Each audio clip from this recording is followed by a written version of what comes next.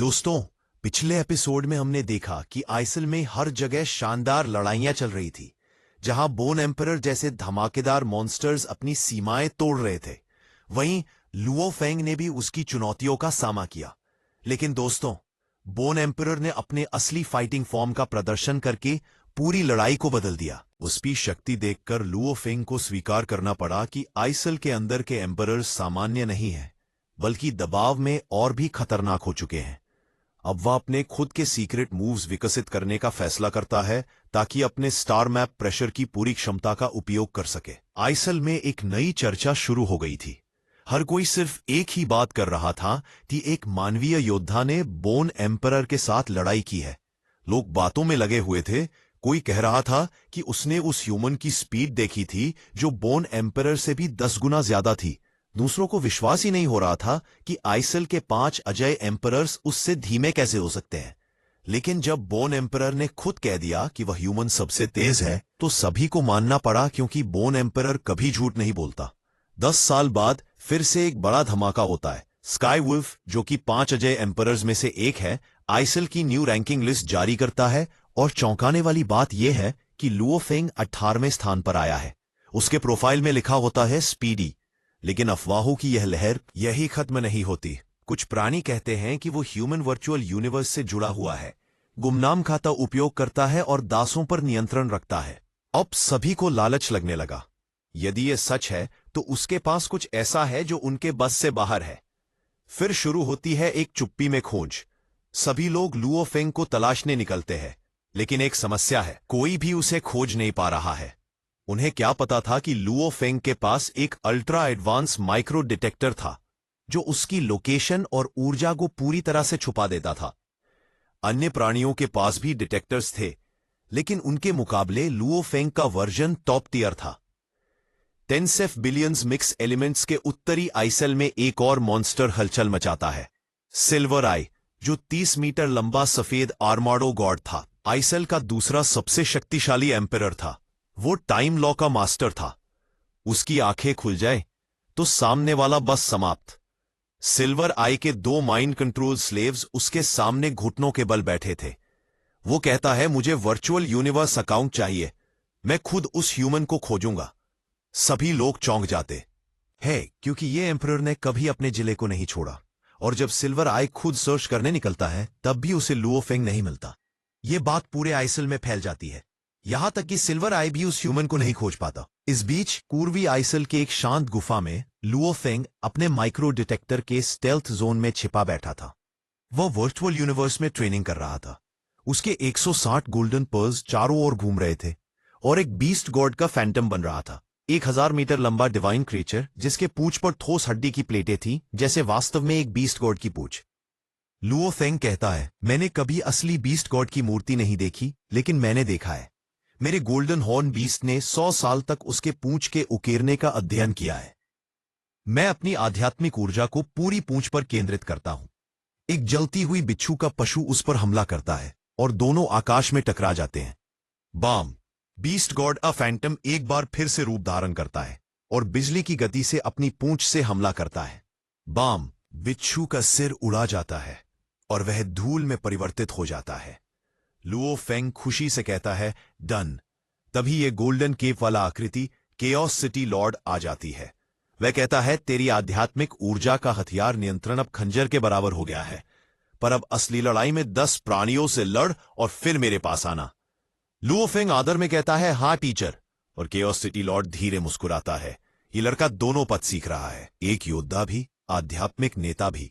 पर हर शक्तिशाली प्राणी केवल एक ही पद चुनता है। यह तब सीखेगा जब उसे हार मिलेगी और वह गायब हो जाता है। पूर्वी आइसलैंड के बर्फ से ढके गहन अंधकार में एक अकेला इंसान खड़ा था।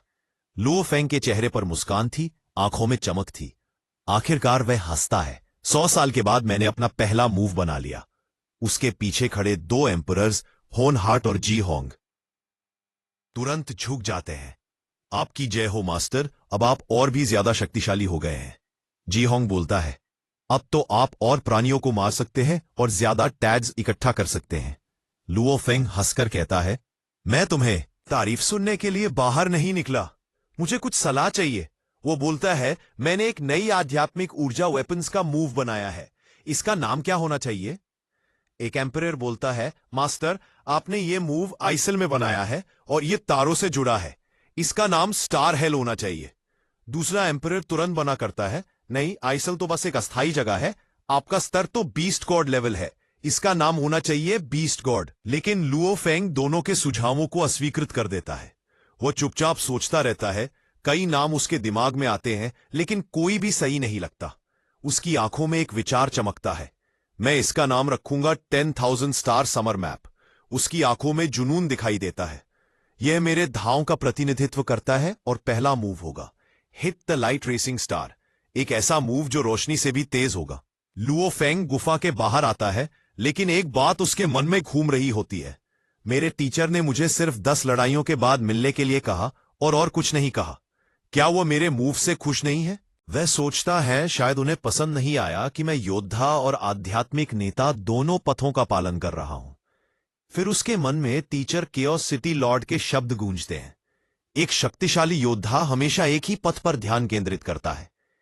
लुओ फेंग हल्की मुस्कान के साथ कहता है, पर मैं दोनों सीख लूंगा। अगर कोई राज छिपा है तो मुझे खुद उससे समझना होगा। वह गहरी सांस लेता है और गुफा से बाहर निकल पड़ता है। एक जोरदार धमाका होता है, बर्फ हवा में उड़ जाती है। लुओ फेंग बिजली की तरह आकाश में शूट करता है। ऊपर से पूरे सफेद स्नोफील्ड को देखता है। मुझे इसी को ढूंढना होगा, कोई तो मिले जिससे मैं लड़ सकूं। शूंग, वह एक चमकती हुई लाइट की तरह आसमान में गायब हो जाता है। उत्तरी बर्फ हेल के एक महल में सिल्वर आई, जो कि 5 अजय एम्परर्स में से एक है, अपने थ्रोन पर मूर्तियों की तरह बैठा था। उसके दास बाहर खड़े थे। एक बोलता है, मास्टर, वे ह्यूमन अब तक नहीं मिला। दूसरा कहता है, मैं जाकर फिर से ढूंढता हूं, और वह तुरंत टेलीपोर्ट हो जाता है। 100 साल तक लुओ फेंग बर्फ हेल के प्राणियों से छिपा रहा। अब वो आखिरकार तय करता है, इन सबको बाहर लाना होगा। बर्फ के ऊपर रुककर वो कहता है, ब्रेक। एक अदृश्य आध्यात्मिक झटका लहर निकलती है। पूरे क्षेत्र का बर्फ धूल में बदल जाता है, जमीन हिल उड़ती है। लहर इतनी शक्तिशाली थी कि दूर तक बर्फ तोड़ गई। लुओ फेंग मुस्कुराकर कहता है, अब कोई शक्तिशाली प्राणी जरूर मुझे नोटिस करेगा। दूर एक प्राणी अपना सर बर्फ से बाहर निकालता है। यह ऊर्जा लहर कोई लड़ रहा है। फिर वह ह्यूमन को देखकर हैरान रह जाता है। ह्यूमन? Question mark. वह जिंदा है, लेकिन तुरंत डर के मारे अपने आश्रय में घुस जाता है। कोई उससे नहीं लड़ेगा। बोन एम्परर तक उसे नहीं पकड़ पाया। ऊर्जा लहर पूरे बर्फ हेल में फैल जाती है, लेकिन कोई सामने नहीं आता। लुओ फेंग आकाश में खड़ा कहता है, कोई नहीं, सब छिप गए। फिर वो 3 बार अपनी आध्यात्मिक शक्तियों को जमीन पर वार करता है, शू शू शू, और तीसरी बार एक प्राणी आखिरकार सामने आता है। लड़ाई शुरू होने वाली थी। Unnamed to be continued. बर्फ हेल के ऊपर बर्फ के टुकड़े हवा में उड़ रहे थे, जब एक बड़ी सिलहुएट उसमें से आगे बढ़ी। लुओ फेंग आकाश में खड़ा था और छाया देखकर थोड़ा तनाव में आ गया। तुम यहां आने की हिम्मत कैसे करते हो, ह्यूमन? लाइटनिंग रेसिंग एम्परर की जोरदार और दमदार आवाज पूरे शून्य में गूंजती है। उसकी दिव्य शक्ति से सभी बर्फ के टुकड़े तुरंत विलीन हो जाते हैं और क्षेत्र एकदम स्पष्ट और उज्जवल हो जाता है। लुओ फेंग अब प्राणी को स्पष्ट रूप से देख सकता था। नीचे शेर के लोअर बॉडी, 4 खुर, और ऊपर मानव समान अपर बॉडी विथ 4 मजबूत भुजाएं। पूरा शरीर गहरा नीला धातु जैसा लग रहा था। यह लाइटनिंग रेसिंग एम्परर है, लुओ फेंग सोचता है। रैंक 12 और टाइम लॉ का मास्टर। थोड़ी टेंशन होती है। अगर ये टाइम रोक दे, टेलीपोर्टेशन का फायदा काम नहीं करेगा। लेकिन चिंता के साथ साथ आक्रामकता भी बढ़ जाती है। क्यों मैं यहां उपस्थित नहीं हो सकता? लुओ फेंग चिल्लाता है, पूरे आइसल में गूंजते हुए। यहां तक बोन एम्परर भी मुझे हराने में असफल रहा, तुम्हारा तो क्या? लाइटनिंग रेसिंग एम्परर दहाड़ता है, ह्यूमन, मत भूलियो, तुम इन 5 अजय एम्परर्स में से एक के खिलाफ खड़े हो। लुओ फेंग की गूज बम्स आ जाती है। अगला पार्ट अगले एपिसोड में। दोस्त, लाइक और सब्सक्राइब कर देना दोस्तों।